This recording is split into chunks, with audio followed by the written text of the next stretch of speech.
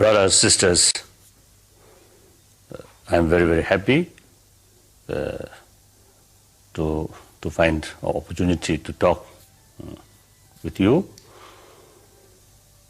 about, I think about happiness, mental happiness. Of course, I always believe the very purpose of our life is happiness. Now, there are two kinds of happiness. One mainly come from physical comfort. Another kind of happiness which essentially the mental thought or through mental training. Now, obviously, the physical comfort and mental comfort, between these two, the mental comfort is much more superior. Superior is much more influential. The reason, if our mental state in a calm, happy, then small physical uncomfort, even some small pains, we can subdue. On the other hand, if our mind is in the state of very restless or some kind of uncomfortable, then the person may have the best facility. That person will not be a happy person. That's very clear.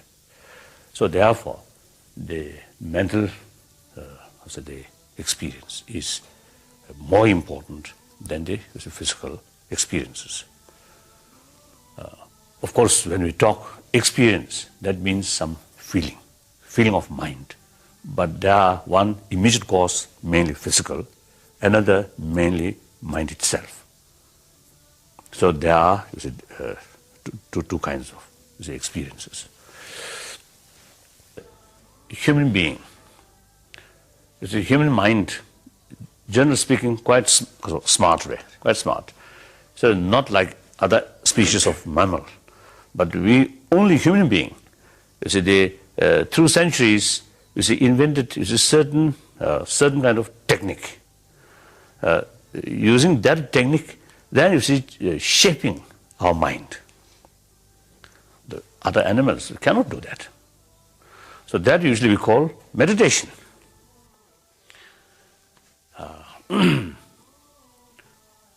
Now here is a meditation. Generally speaking, there are two types of meditation. One, analytical meditation. That is mainly utilize reasons. Another kind of meditation is simply, our mind remain put in a certain point without change or without investigation, simply single pointedness. The both cases, the main purpose is our mind come to draw the point where we want to reach. Now, for example, so you see, basically, since a mental attitude is so important, it is so influential in our daily life. That is the very, very important element. When we wake up in morning, at that moment our mind feel happy or fresh. If our mood at that moment good, then the rest of the day, generally speaking, even face some problem, but because of the morning mental mood is good, so some kind of influence will remain there. So you can face easier that day. But one day, when we get up our mood, something dull or something, or I think including what's what called nightmare or something very terrible, you see, dream. So when we wake up, you see, our mind a little bit unhappy mood. Then that day, even some this small, slightest something happen. Very small things happen. Oh, immediately you may burst. So the mental attitude is very important as a factor in our daily life. The mental state, calm. Then even some negative things happen, bad news or tragic things happen. It may not disturb much.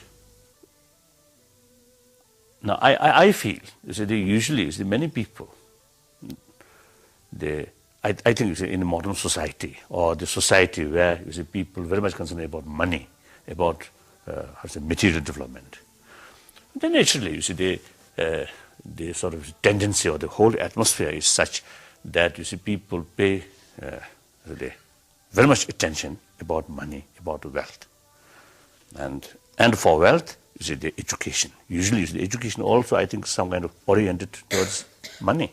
I think we are generally neglecting about the mental,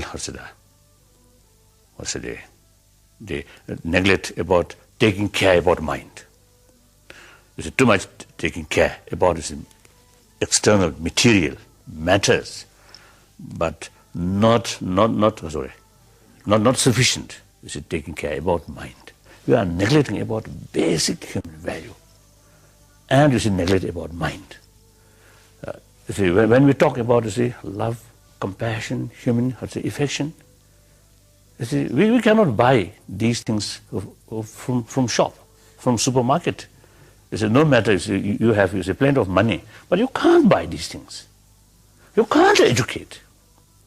Through experience, through deeper sort of realization, then these things, of course, will come up.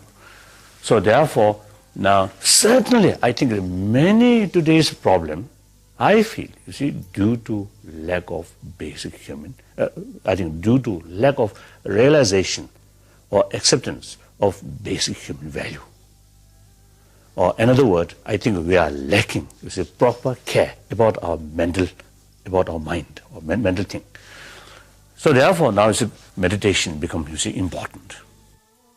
Meditation is the instrument to make to shaping way, to transform, to shape our mind. According to my own little experience,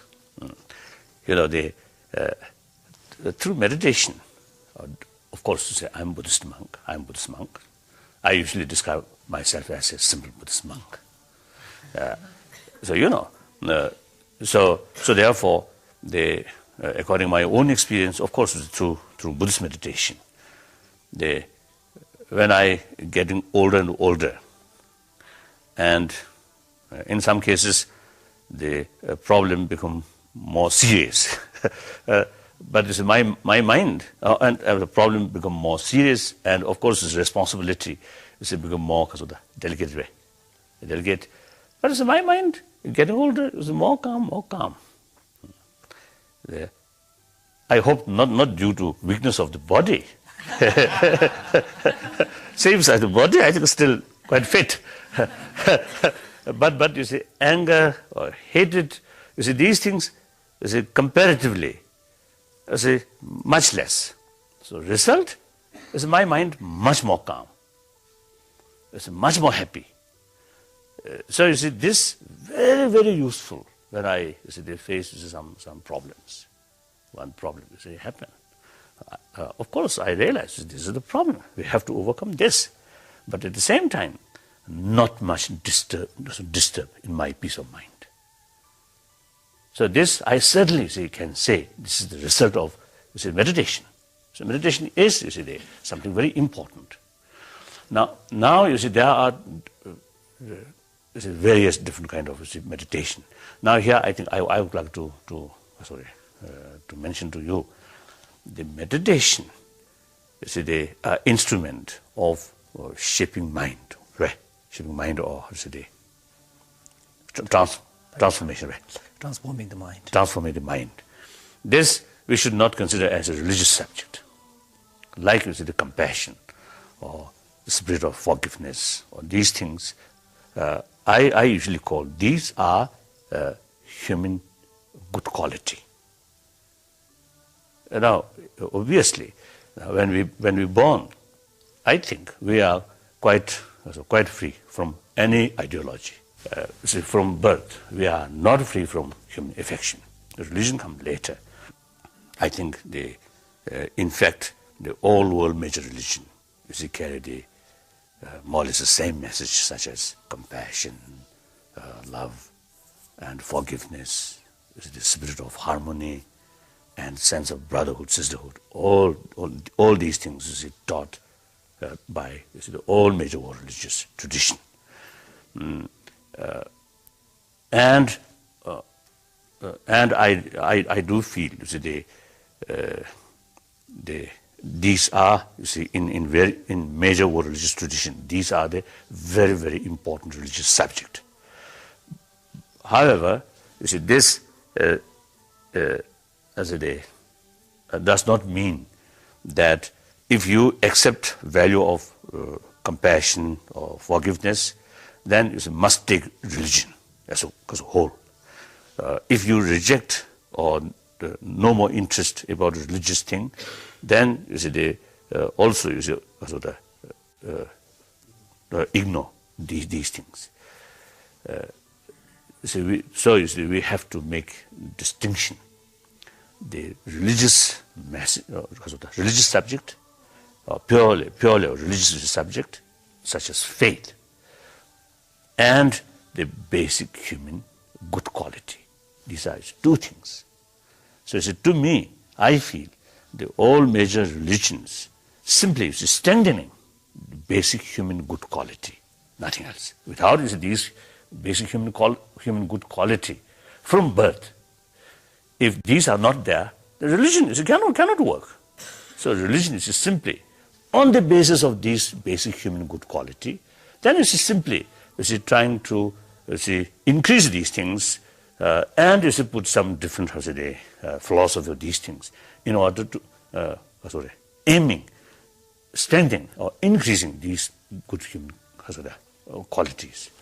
So it is important to make known, to know these are different subject. So whether believer or non-believer, these good basic human qualities, this is so long we are a human being. So long we want to be happy human being. We want happy human society. There is no point to neglect about these good qualities. Without these qualities, the individual or family or community will not be a happy one. That's clear. Now, for example, I myself also, sometimes, I think quite often, the idea which come morning and idea come evening, conflict. Sometimes a conflict.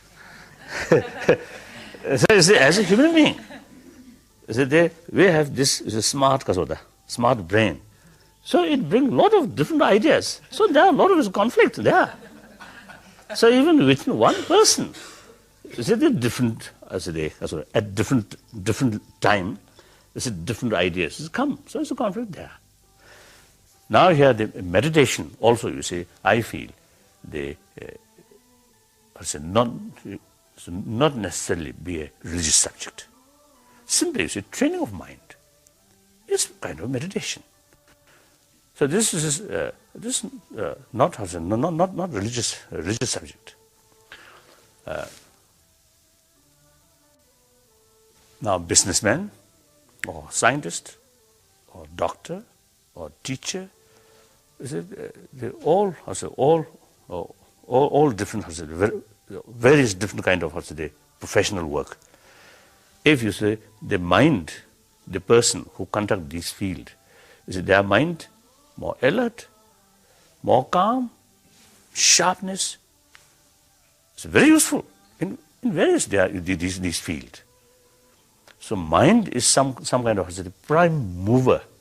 So the training of the mind is every field is in need, very useful. So nowadays how to train our mind.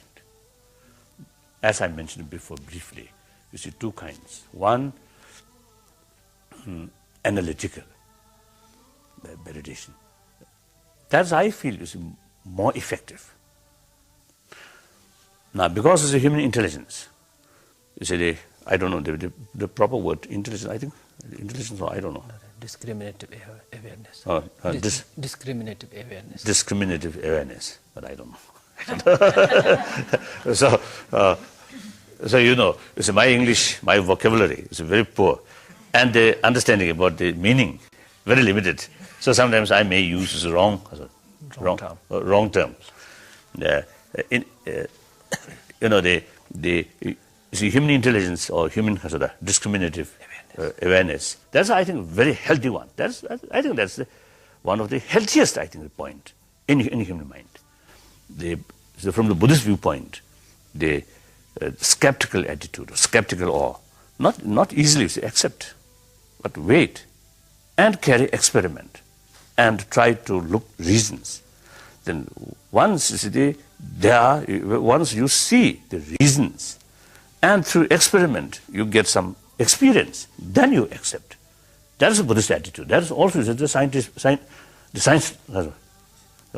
scientific approach. So you know, the using reason is very, very essential. Through that way, the real change in the concept, right, take place through reason. Just as a simple, mere single-pointedness mind. At the moment, you may feel less disturbance, but in long run, not much effect on our mind. Analytical meditation is analyze the situation and using reasons and experiment. Then you really develop some kind of genuine conviction. Once the conviction is developed there, then you see whether you see the belief or you see faith now become very firm. Even you see someone say, "Oh, this is not the case," then still you feel, "Oh, I already experimented. I already and I already analyzed the situation through various factors. Now it becomes clear."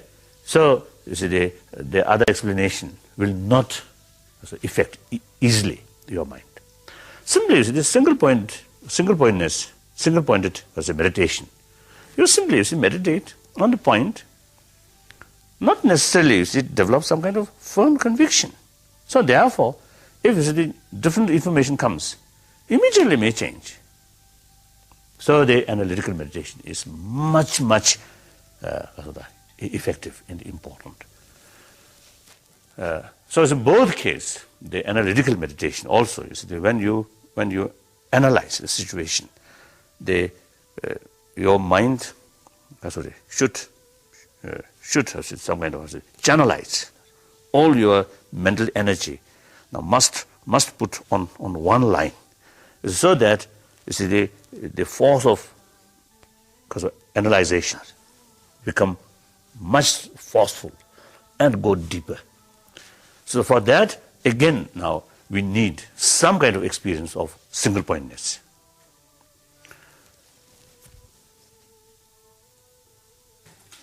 So I think in both cases, perhaps, although I think analytical meditation, usually you see the academic world, of course, this is very much also using. Perhaps here, if we put some effort, or if you have some experience about single-pointedness meditation, it enhances. It enhances.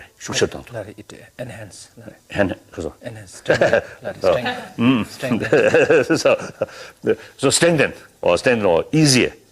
I think and make better quality about analytical meditation. So now, let us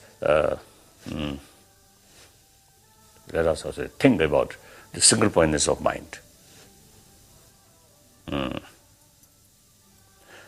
Here, usually, of course, best place, less noise, noise of aeroplane, the noise of motor car or trucks or these things, and especially what called the that I think very disturbance. So without these things, and also the wind or the waterfall, that also is not good. But in any way, wherever we live, we have to utilize our own place in more effective way. So the best thing is early morning, including a truck driver sleeping. So we get up early morning, and then that's I think it's the best period, even in the city. Comparatively, it's less noise, and I think most important is our mind fresh. So you see, the mental training means shaping our mind. The shaping our mind through mind itself, not external means. So the mind must be very fresh, and no feeling of tiredness. Very fresh, fully alert. That's the if you utilize that kind of mental state, then it can work. It can work more satisfactorily.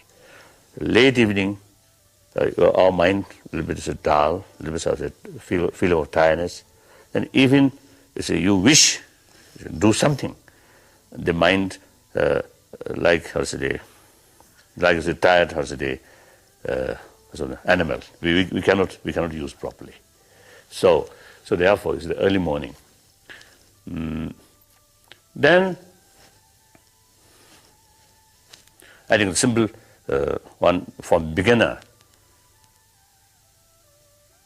Just try to withdraw away. Try to withdraw. Although the mind is within our body, not externally, but the mind usually remain here, but always look outside.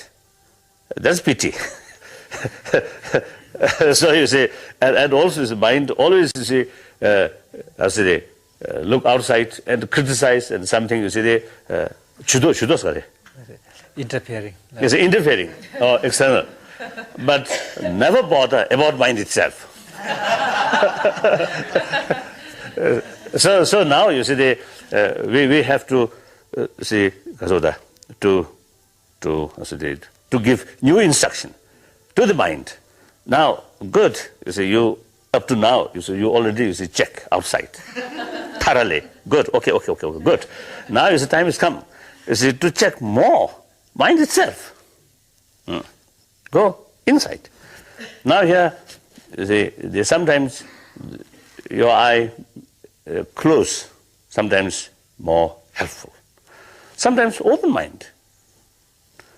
I think in long run, open mind, open eye, not close, or not deliberately open or close. No, just natural way. Just some kind of ignore, indifference way. Do not bother about the eye. Like you say, the certain object, whether it's a mental object or anything, is visualized in mind. Then you don't care what I see or what eyelid move. Just ignore.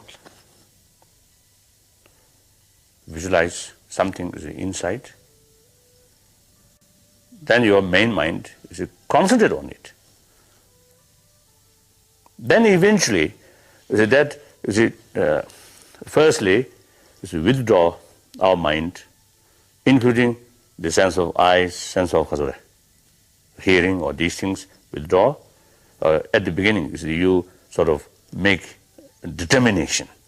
now next few moments, I will not let away. I will not let these sense of organs go external object, and especially even the senses goes, my main mind will not follow.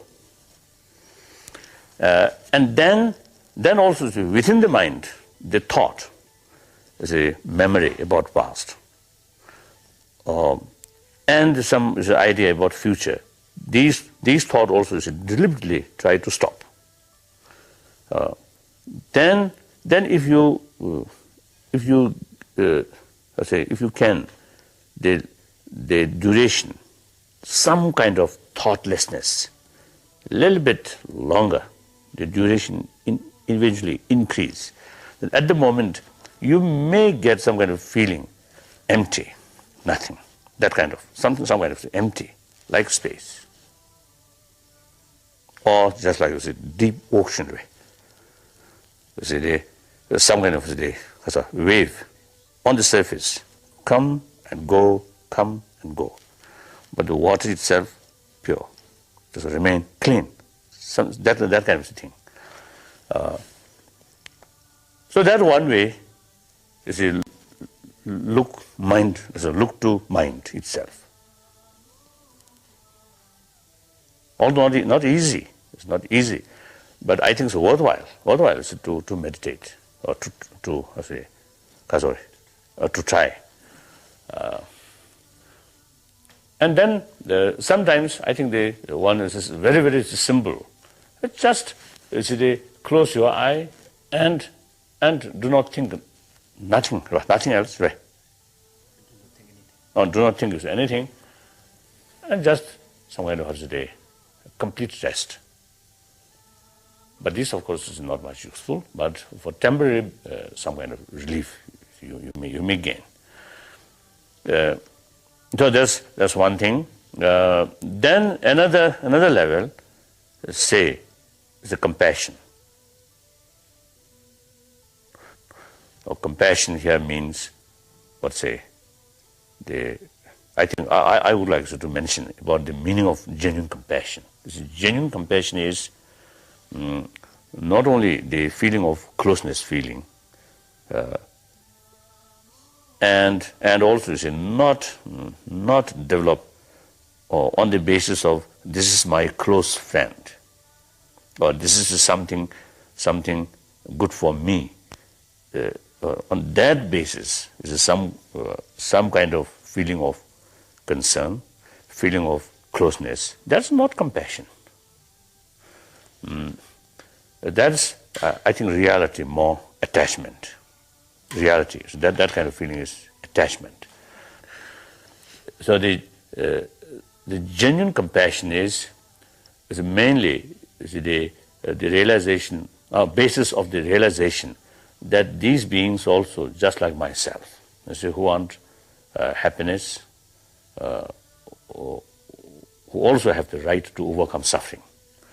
On that basis, this is some kind of the spirit of concern, some kind of feeling of concern, feeling of closeness. Now that is genuine compassion. You see, that compassion can go towards your enemy. The enemy is one aspect. You see, that person or that community creates problem to me, to us. So you see, it called enemy. It is true enemy. Right. It is. Sorry. In reality, it is enemy. It is harming on us. But the very personal, very community. You see, from another angle, these also human being. These also sentient being. It's just like myself. They also have the right to overcome suffering. Then, you see, on that basis, develop genuine concern, genuine feeling of concern. Now that's the genuine compassion. So the genuine compassion is something unbiased. Our narrow-minded, the compassion or feeling of love and compassion, that is the biased one. Now, like meditate on compassion. Now first, visualize certain, think some unfortunate, people. Say, now for example, in those people who are facing starvation, or who have mental defect. So these kind of people, visualize or remember these, and then you develop some kind of genuine feeling of concern about that, or feeling of compassion. Then they think more reason. Then you have when some kind of a kind of emotion, but this emotion emotion based on reason, that is something different.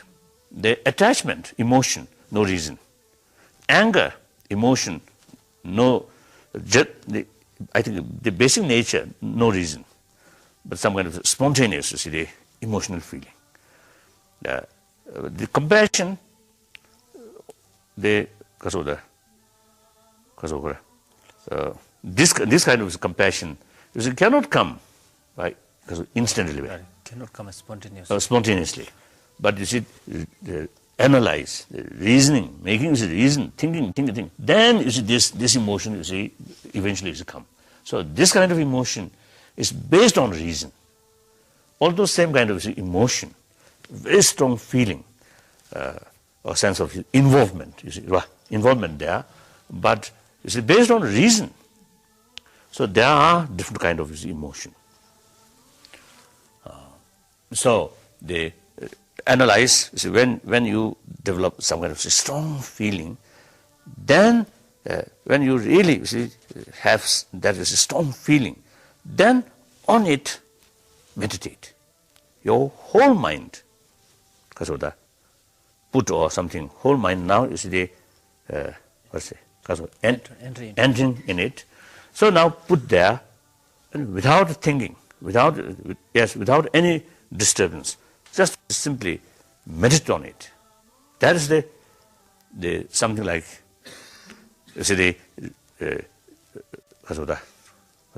writing, and at the end making seal, that kind of thing. Analyze. Then finally, as a sealing, your mind now determined. I will remain on it. That kind of thing. Then when you are feeling eventually a little bit weaker, then again analyze. Then try to develop this strong feeling. Then meditate on it. That's the way. That's one way. So then you go days and weeks and months. Our mental attitude eventually will change. The more compassionate is the feeling is developed, then much easier to tackle anger. The hatred or these things, negative emotion, very forceful. If you analyze, no sound basis. But the moment is very strong. And when when at the time of fully developed the negative emotion, very difficult to react, to control or to react. So the proper way is the training the compassion, and meantime when you develop more appreciation, feeling of appreciation about the compassion, then you will see the negativeness about hatred. How much is it trouble bring by hatred, and including one's own health. Constantly anger constantly comes. Then blood pressures, or no more sleep, no more appetite. All these things happen. Even if you're with even with your dearest friend, you may quarrel. So the anger, I think, international level, or national level, or family level, individual level, bring disaster. So anger sometimes, you see, bring some kind of powerful, forceful energy.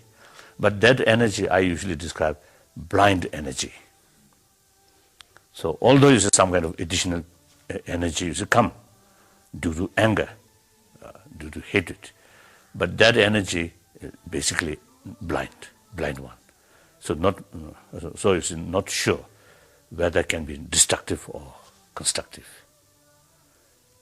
So under certain circumstances, you see, we need some kind of countermeasures. Some cases we need countermeasure.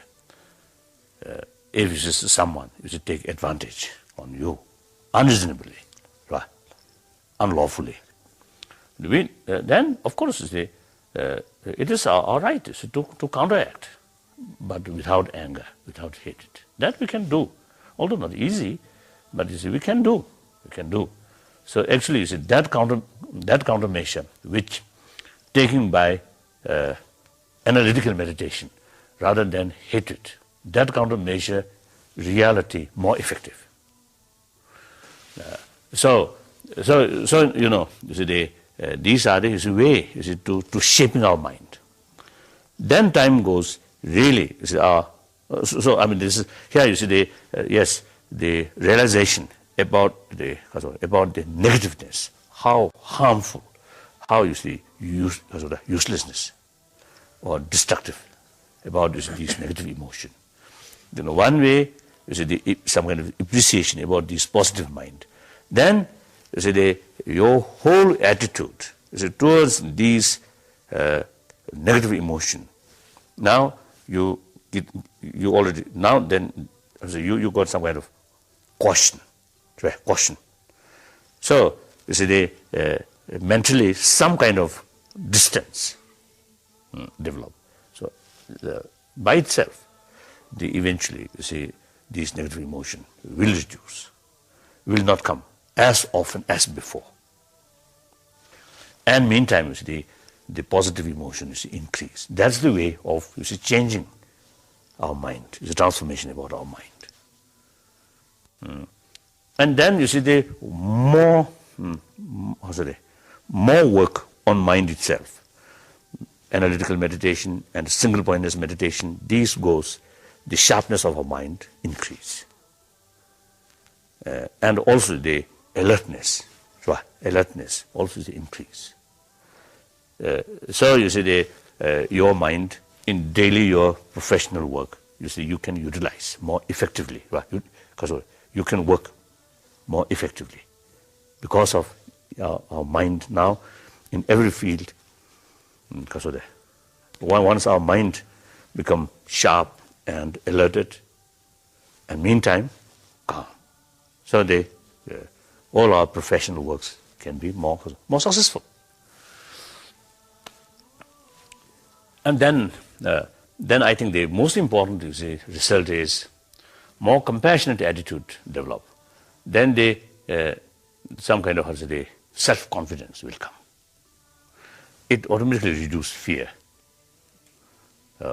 It's more self-confidence, more determination, more willpower. Willpower out of pride, that also is a blind one. But it's a self-confidence which is a sincere motivation. That's sound, so self-confidence.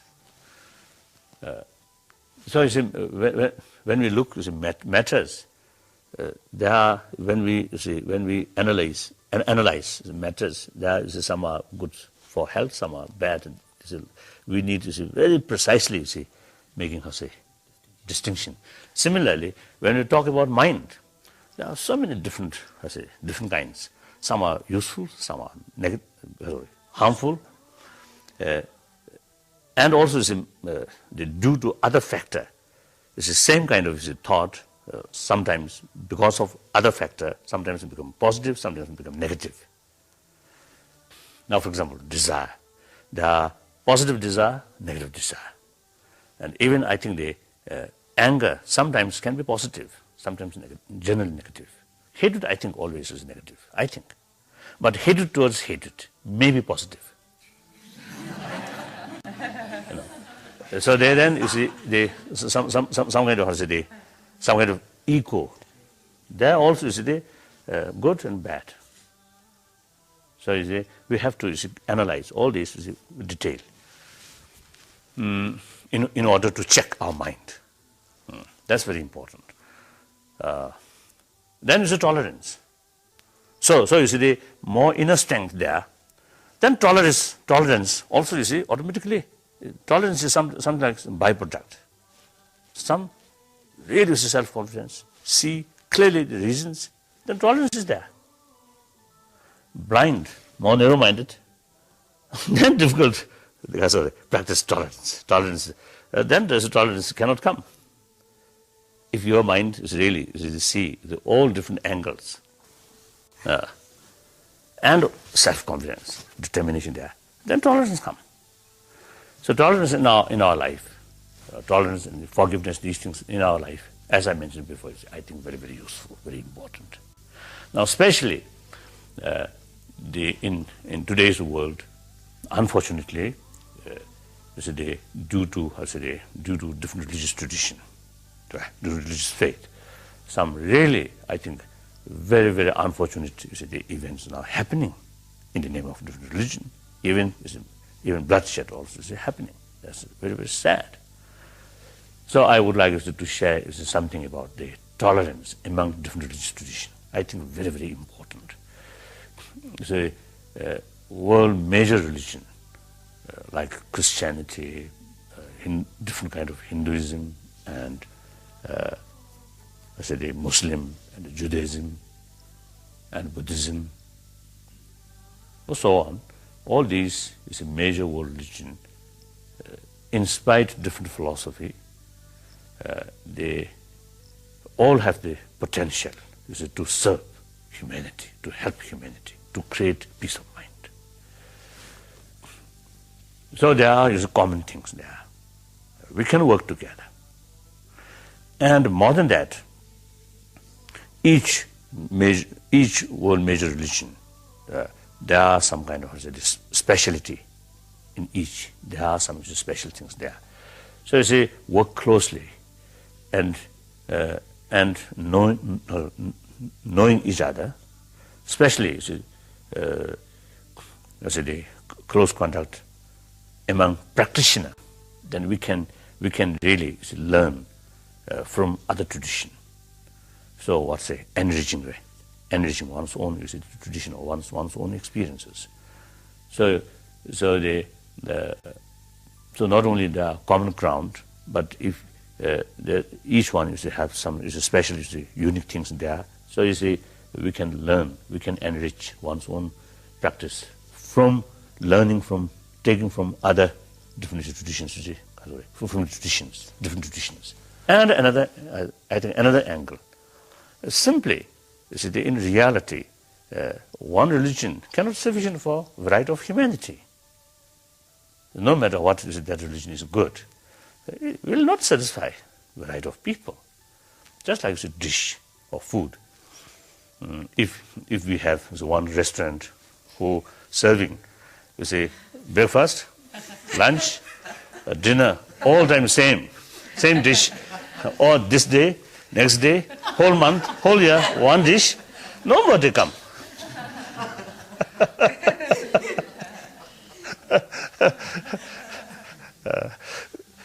More variety, then it's more customer.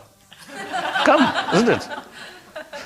So naturally, the human mind, there is so many varieties, so many other different mental disposition. So simply, one religious tradition, it cannot satisfy. That's very clear. And also, all these major world religions now last many centuries existed on this planet. There's one religion, you cannot eliminate other religions. That's also reality. Whether we like it or not, we have to live together. Under that circumstances, it's much better to live harmoniously. So now, especially in this country, in India, traditionally the spirit of ahimsa. I think very, very rich, very wonderful philosophy is there. And through centuries, because of practice of ahimsa, believing ahimsa, in this country, not only is it produce, not only how to say, home of many different thoughts which you see come within this country, not only that, but you see, the religious tradition or thought which come from outside also, you see, find home in this country, such as Christians, Muslims, and Judaism. So the traditionally, you see, the ahimsa in the religious field also, I think, very, very rich. So now today, time goes, but these is the rich philosophy or rich as the thought or tradition. No point to neglect. We must keep, we must sustain these values. Sometimes I half joke to some my Indian friend. You see, traditionally you produce ahimsa here, but export it. Now too much exportation, too much export. Now not sufficient to reproduce in this country.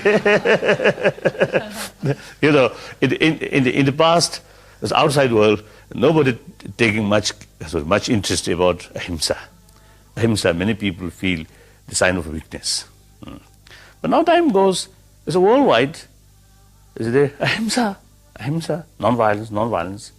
Now more interest, you see, as a coming outside.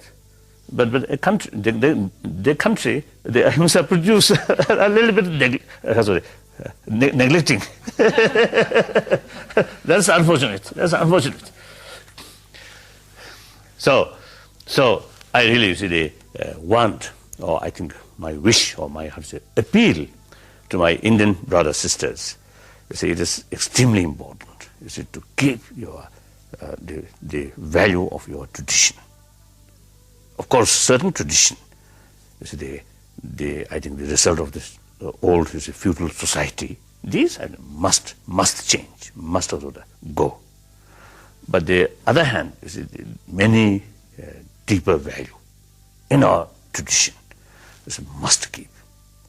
While you are acquiring about Western technology, Western science, and these things, these one's own century-old tradition must keep, and is a combination. Modern material progress and traditional spiritual tradition must combine. So that they not only benefit for Indian or this continent, but also can be, I think, because of the great contribution for entire humanity. So that's very, very important.